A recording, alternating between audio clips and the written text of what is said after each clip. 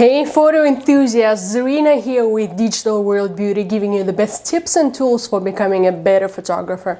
On this channel I share tech gear reviews, course recommendations and how-to tutorials. So if you're new here, consider subscribing. And hey, at any point of this video, check out the links in the description below. Without further ado, let's get started. Shall we? We shall. Today we're talking about 10 hacks for taking better photos of your pets. Thanks, Mia. I'll take it from here. Roll that intro.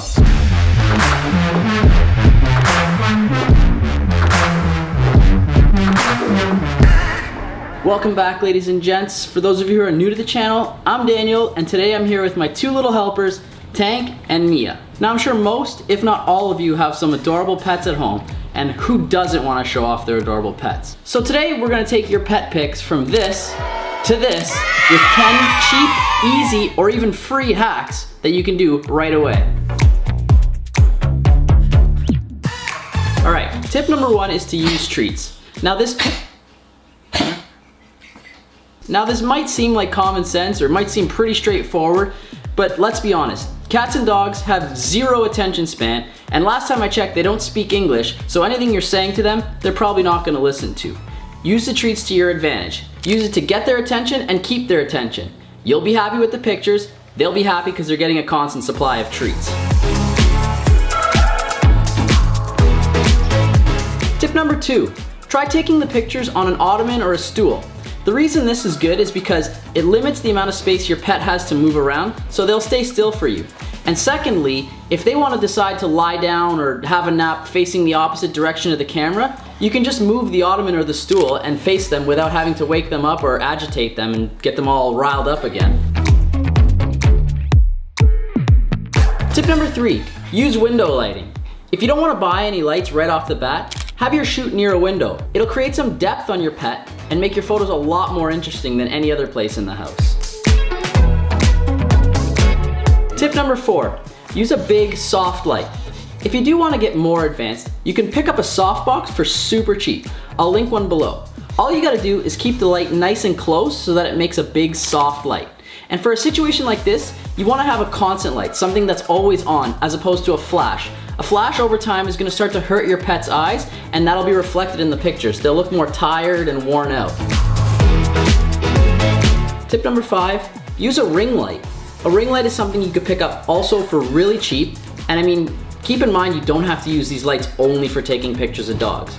But ring lights are really cool because you can shoot through the light and it creates a wicked reflection in your pet's eyes, like a nice ring. Which brings us to our next tip. Tip number six, focus on the eyes. There's a reason they call them puppy dog eyes. Focus on your pet's eyes. It's the most dramatic, it'll draw your viewers in, and unless you're trying to photograph some sort of action in the scene, there's really no point in photographing the whole body. Get in nice and tight on the eyes and it'll create some drama. Tip number seven, use your phone flashlight. If you don't want to buy lights right away, try using your phone's flash to create some dramatic lighting. All you gotta do is hang it over your pet's head, moving it back and forth to see what looks good. Tip number eight, use props. Try using things like fairy lights or prisms. They're both super cheap. At like 25 bucks for both, why not use them? They're a great little prop that you can add in and add a little bit more flair to your pet photos. Tip number nine, change your perspective up. We're so used to seeing our pets from the same point of view. Change up the perspective. Get nice and low, get nice and close. People are naturally drawn to photos that feature something that they're not used to seeing. So get nice and close and change up that perspective. And tip number 10, get creative. Try new and exciting, unique shots. This one's one of my favorites. Get a piece of clean plexiglass and put a little bit of honey on it. Then have your pet lick the honey as you snap away from the other side of the glass. Just be sure to watch out for the light and any reflections you might be catching.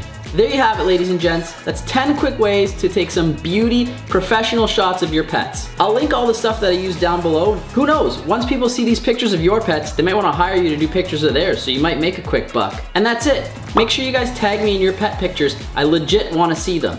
So if you found this helpful, make sure you hit that like button, hit that subscribe button, hell, even force your friends and family to subscribe. Don't give them a choice, just tell them they need to subscribe. And I'll see you guys next time.